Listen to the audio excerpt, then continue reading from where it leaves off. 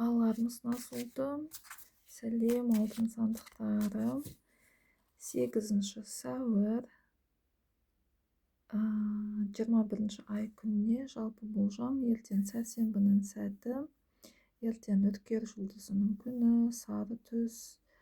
Кез келген сары түсті тастар, сары түсті заттар тақсаңыз, кисеңіз, пайдалансаңыз, тұтынсаңыз, сары түсті жеміс жидектер жесеңіздер болады.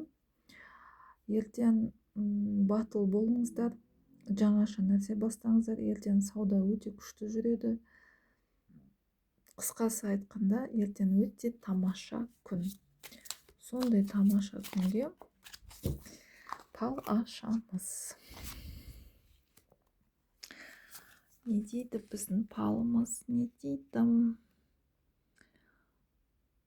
Туған күн иелерін айтпақшы, шын жүректен құттықтаймын.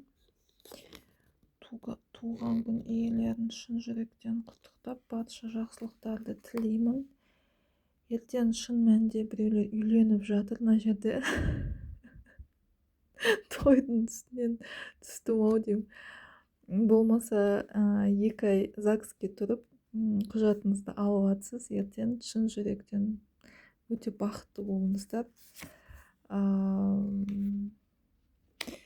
Не болады дағы ертең?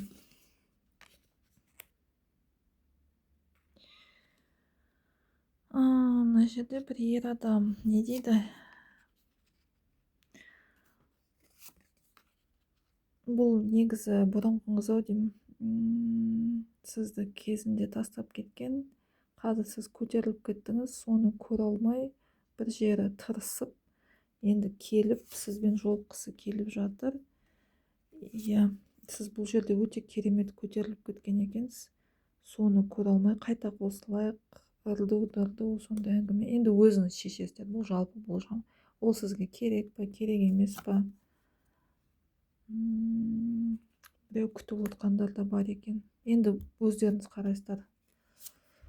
Тағы ертең не болады?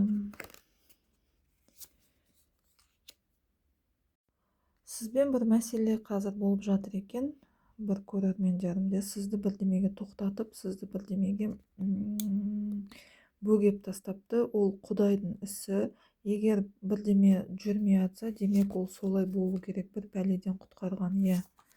Сондықтан бұл жерде Құдайға да, ұлы күштерге де ренжімей қойыңыздар. Ары қарай жолыңыз өте керемет болады, армандарыңыз орындалады. Бақ шіркін, бір таңғажайып нәрсе жолығасы ертең.